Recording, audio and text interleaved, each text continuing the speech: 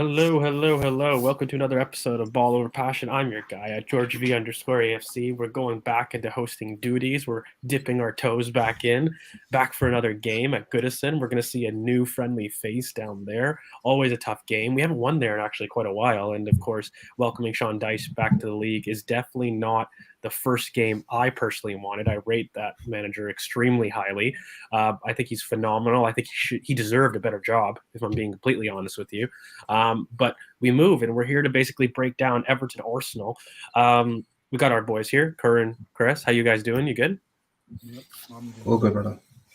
Good. All right, so really quickly, what we're going to do is we'll just shout out some of the injuries, and we'll just get that out of the way, and then we'll talk tactics and what we think we might predict, and then we'll get into kind of what we think that we're going to see. So just off the bat, we've got James Garner, we've got Michael Keane, and I believe there's somebody else that I'm missing from Everton that is out as well.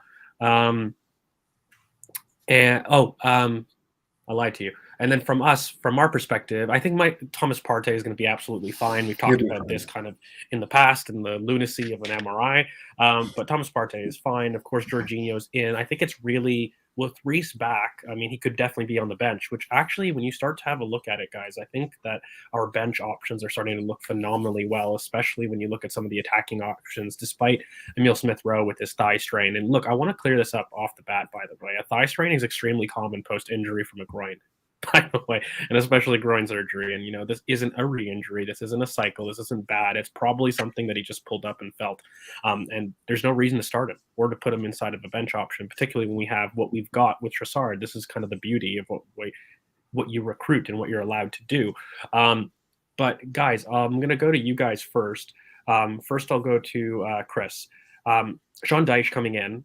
We know what kind of football to expect from him from Burnley's perspective. But, anybody that has watched the coach's voice from there, which was brilliant, by the way, with him, you can tell that he's just a brilliant football mind. And, this idea that he gets targeted with this classic 4-4-2 structure, and that's all he does is Brexit football, I think is wildly inaccurate. I think what we're going to see with Everton is a little bit more of an expansive play down the line. I think right now you're going to coach that 4-4-2 block and try to eke a result because you're facing the best team in the league. And so it's going to be hard going. We're going to face probably the nastiest low block that we've seen all season. But from your perspective, what do you make of kind of the Everton game with Sean Dyche in the dugout, firstly? Well, it kind of changes things for the game. I think, obviously, he has a great block. Does he have enough time to instill that block? Because he hasn't been there even a week yet. So does he have enough time to install that block? Maybe not. But we have seen that in his first session, he made everyone do a bleep test. So I think he has a big focus on fitness, a big focus on diligence. But yeah, we don't have a great record at Everton. We haven't won there since 2017, that 5-2. We need to improve our record there if we're trying to be the big club or to win the league. You're going to have to go past these things. We have done it by beating Liverpool and beating Tottenham at their ground. So it won't be the first time we overcome some hoodoo. But yeah, recently they've been conceding a lot of goals. They've had 3 or more goals in 6 of their last 7. They've conceded in 5 of their last 7. 7 of their last 7. So they don't know how to keep a clean sheet right now, and injuries aren't helping. I'm confident as always, but it doesn't really matter who we're facing. I'm confident, but I think they've got obviously some good transition threats, and like Damari Gray, who punished us last time with a great goal.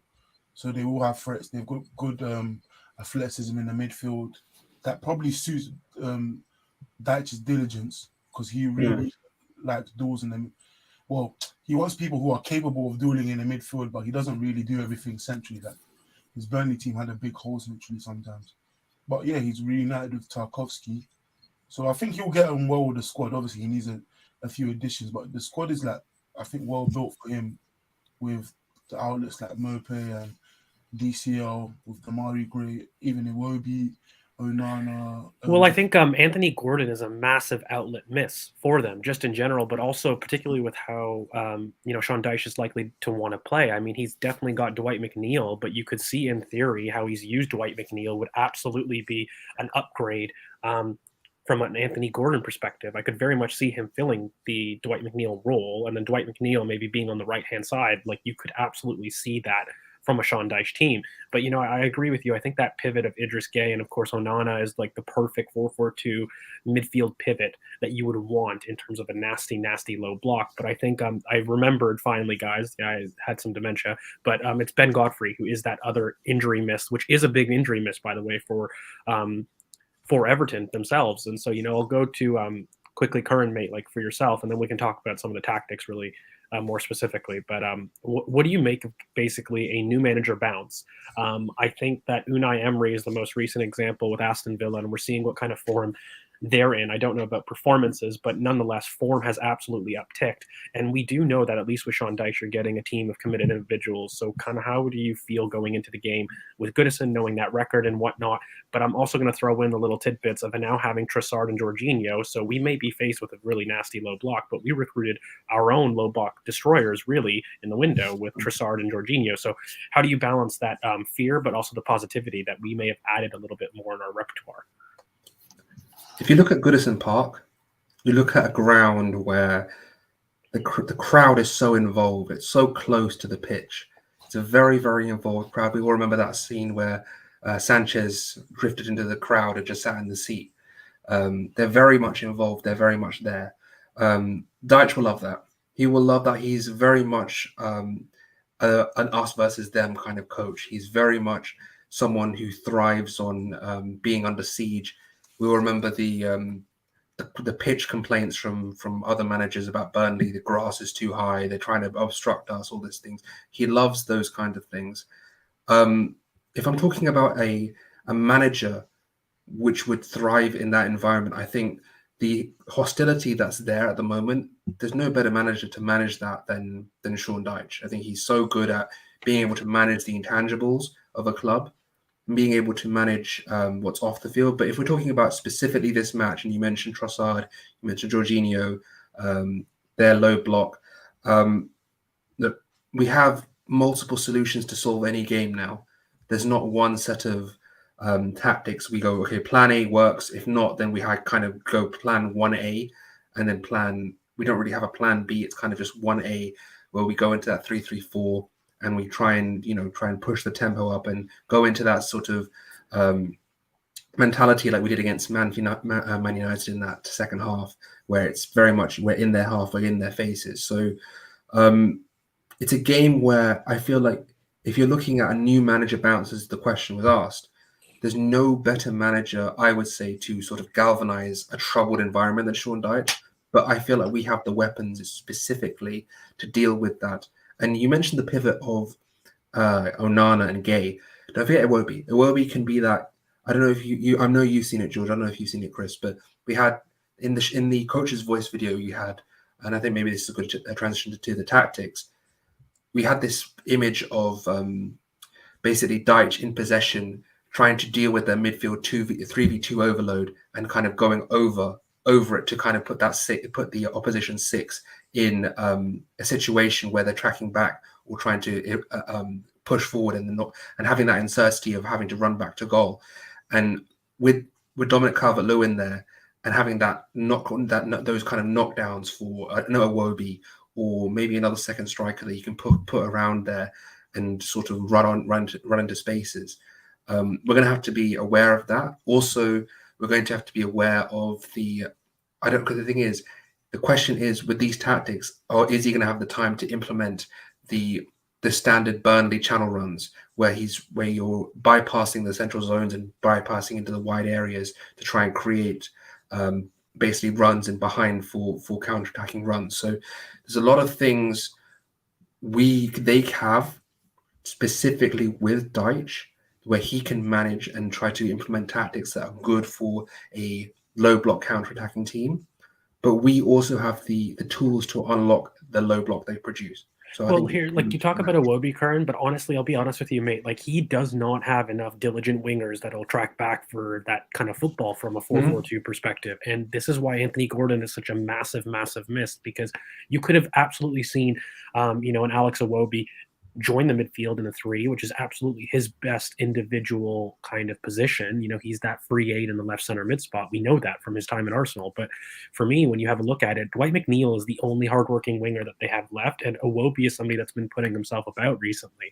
So when you start to look at that 4-4-2 in terms of what he could do with it, I really think what you're going to see is Damari Gray and Dominic Calvert-Lewin pairing up top in a striker position, and then you're going to have basically Alex Iwobi, Idris Gueye, Onana, and then Dwight McNeil as your midfield 4, and then your back 4, Michaelenko, and then Tarkovsky. I don't know who they're going to put in the back at right center back because, of course, they've got injuries to Michael Keane, but it will be Cody, long term. And then Seamus Coleman. Cody, maybe? Who?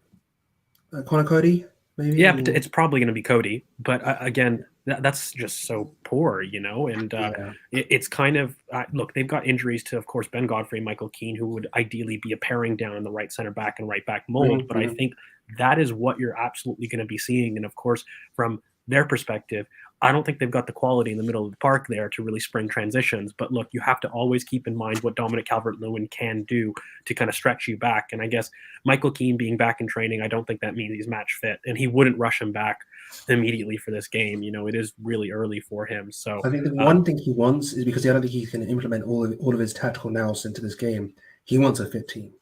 And he wants partnerships because he knows Michael Keane as well as Tarkovsky and Dwight McNeil from his time at Burnley, right? So ideally, if Keane is in, of course, he could be rushed in a sense where, look, fitness-wise, it makes zero sense. But from a tactical perspective, the Keane-Tarkovsky partnership is exactly what he's coached at Burnley. He wouldn't have to touch that in terms of a coaching perspective, right? Of course, you've got Yerry Mina as there as another option who's probably got his own issues. But I do think with Connor Cody, just with the leadership perspective, and Dyche really places emphasis on that, he might choose him ahead of Mina, really. But again, you're looking at a defense right now that, guys, I think can be got at. I think, as Chris said, they've leaked so many goals recently. So I'm going to go to you, Chris. In terms of looking at what Arsenal can do, we talked a little bit about Dyche and maybe potential lineups. Do you kind of agree with the general lineups I put out? Do you have anybody that you think could get in ahead? Maybe Neil Maupay, but he's been in horrendous form. So no, not Maupay. I do think it'll probably be like Coleman, Michaelenko, yeah. Cody. Mina, maybe someone mentioned Mina in the comments. No, I think it'll be Cody. Cody Tarkovsky. Cody because he's. I said Cody initially, but it's a thought. Yeah. I mean, maybe Mina, but I would guess Cody. My first English leader, so a captain at his old team, and he plays for England. So. By the way, did anyone see that interview with Cody? And he was asked what his biggest strength was. Not defending, not tackling. His biggest strength was communicating. That was his biggest strength. Didn't see that, but it was. I was just like, oh, when you're a defender, what's going on? Yeah, I think that will be the back for Cody, Michaelenko, Tarkovsky, and Coleman, and then I think Iwobi will probably play right mid. That's what I think. McNeil left mid, and then Gueye, Onana, and then Calvert-Lewin and Damari Gray. I think he'll want them to obviously to press and be put in the counter, but I think he'll put Iwobi and McNeil left mid and right mid just to have someone you can trust technically on both wings, but also people that are willing to get stuck in, that do get a lot of tackles when you allow them to, and are a threat in transition. I think both of them. Well, I would say, just to add to that, sorry, Chris, I don't know if I'm cutting you off, but like that is Arsenal's major potency right now, is the wing pairing. So it's not even just making sure that you've got people that you can trust diligently that are going to work back, but you have to stop Arsenal's biggest strength, and really that is right now on the wings. Like, I know we can penetrate centrally and out wide.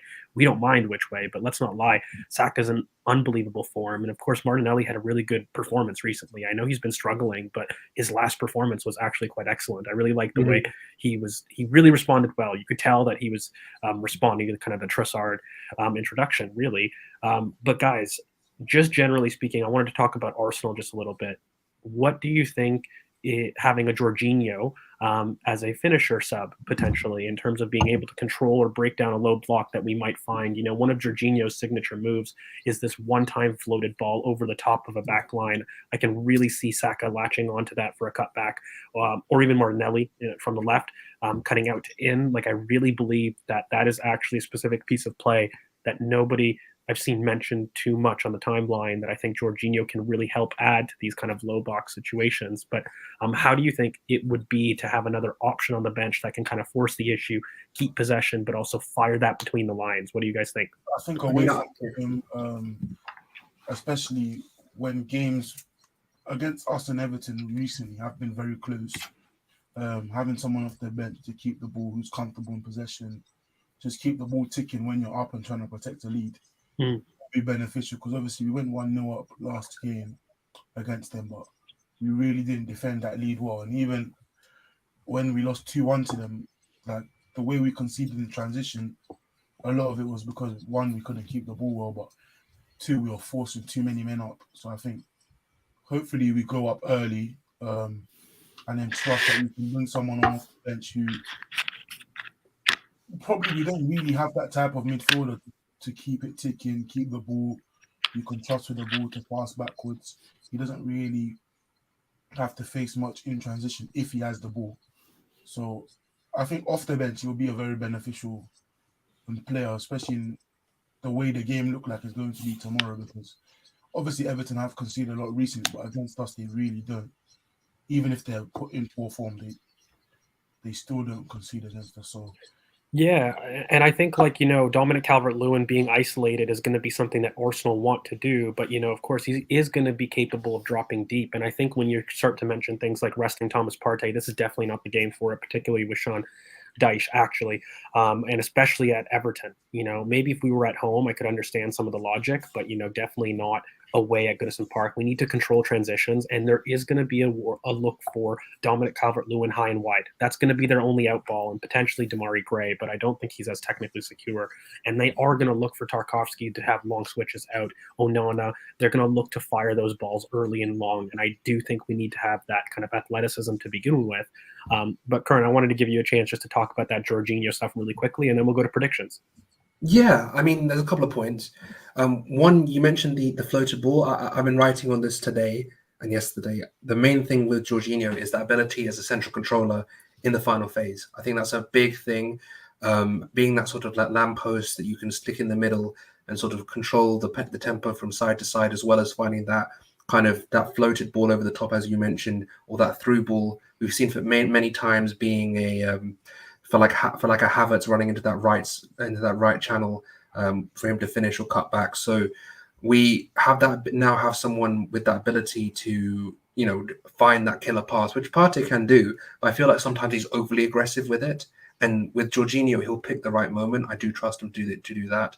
The question is, which I think, for me personally, we won't expose him into situations that will be detrimental in transition because we have the athletes to do so. Whereas Chelsea just didn't want to do that. They put him a lot of the times, in that back three, sometimes isolated on his own. We don't have that problem. We have athletes that will cover him a lot.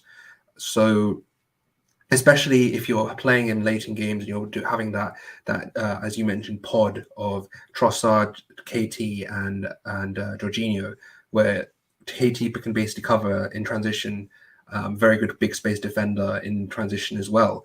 So you're not having the same issues that you would have at Chelsea with him. You're not going to miss out if he misses a duel. And to be honest, if you look at his defensive positioning, it covers for quite a bit of his athleticism. Not enough for my liking, but it does cover for a bit.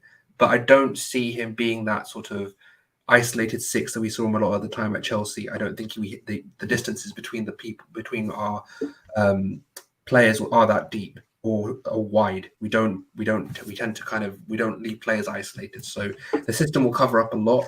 The question is which situations do you want to pull the plug on and introduce him? Personally, unless we're chasing, it's not something I would do. Or we obviously an injury or tiredness or whatever. Look, we have known Goodison Park, every time that we've gone there, is a physical transition game. And even the times that have been stifled in terms of us being in a very good position, even last year, guys like Eddie Nketiah had an excellent cameo performance. In fact, the Eddie Nketiah Goodison kind of performance is a landmark for him individually, and I just bring him up because he's in such good form.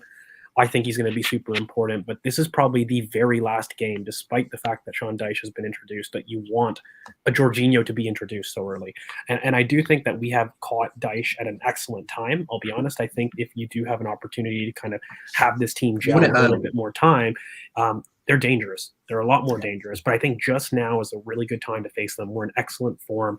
And just to lead into that, I actually do believe that we're going to keep a clean sheet here. And this isn't to hammer down Sean Dyche. It's purely because, A, they just don't have a very good team and they're welcoming people back. But Sean Dyche has not had time to implement exactly what he needs. And also, they've lost a huge goal threat, guys. Like, in terms of Anthony Gordon, look, he's been in poor form, but Dyche would have loved Anthony Gordon. Especially to pair with Dominic Calvert-Lewin, and you had Iwobi at least covering in the left wing spot just a bit. To have two serious goal threats would have been amazing for him individually. But without that, they really are going to struggle. And I think Dominic Calvert-Lewin will find himself quite isolated in the back. And I think we're going to be able to control this game. So I'm going for a 2-0 at Goodison Park for the boys. Chris, how about you, mate? What are you going to go with? 3-0. I think obviously Everton have scored in 4 of their last 5, but they have blanked in 8 of their 20 games this season. And for most teams in the league, that like 40% of your games not scoring, especially when a lot of them have come at home, has been very poor. They haven't won in 4 of their last 5 at home. And yes, their record was this poor like when we faced them last time, but I think we're a much better team this time. And we've scored in every away game this season, and they've conceded in every home game. So I think that bodes well for us, and I do think we will score a lot of goals, especially with the way they defend. And I just trust our defense not to concede. I think we could see a 4 or 5-0, but I'm going to go 3-0. But they are a very poor team at the moment. Yeah, absolutely. And of course, Dan, mate, we can't wait to have you guys come on soon. We're definitely going to have some spots for you guys. But Curran, I'm going to go for you. We've got a couple 4-0s here. People excited. 3-1's the infamous George score line. But where do you see? Yes, and of course, no Richarlison. No Richarlison. Yes, no, of course. For me, I think it's actually I want to say as confident. I believe that Sean will have them tighter. I think 1-0 for me. I don't think it will be. I don't think it will be a loss or a draw or anything like that. I do think that they will be up for it. I think we start fast and we get a goal and maybe around the 30th minute. I'm going with Saka, just getting a goal around 30th minute, and then it just peters out a bit. I think Sean will have them up. They'll be up for the fight. We'll try and press, and Sean will just tighten it up, shorten the distances, and crunch the pitch, as he likes to say. So for me, 1-0. I think that's a fair score. Yeah, absolutely. And look, I was just going to mention this point. It's going to be imperative for us not to get the home crowd going. We need to stifle them very quickly. Yep. We are fast starters ourselves, but you can't give Goodison Park feeling. As I mentioned, the pitch is so close to the. It's even worse for it's even worse for a Goodison Park kind of perspective, and we need to get the goal as early as possible to really help ourselves calm down. And I think we will. Like, I'm really not too worried, and this is no criticism on Sean Dyche, but I am actually looking forward to the game. But guys, listen, we've been here for 25 minutes almost. It is just a short little preview, so we will catch everybody for kind of the post-match review. Just before you guys go, it would really help the channel if you guys could smack a like down on the video. We really appreciate that. And of course, you guys can like, comment, subscribe, hit the bell for notifications to know when we do in fact upload. In terms of our socials, you can find me at GeorgeV_AFC. You can find Chris at CKFTBL on Twitter. And of course, Curran, you can find him at Curran BOP. And we are here, Ball Over Passion on YouTube, or at BOP Footy on Twitter. That is a mouthful, but we are back in the game and I'm ready to do this long term. So guys, thank you so much for sticking with us. And we will catch you guys probably on the Monday with some more content to review the game, hopefully with an Arsenal 2, Everton 0. But catch you guys on the flip side. Thanks, guys. Peace.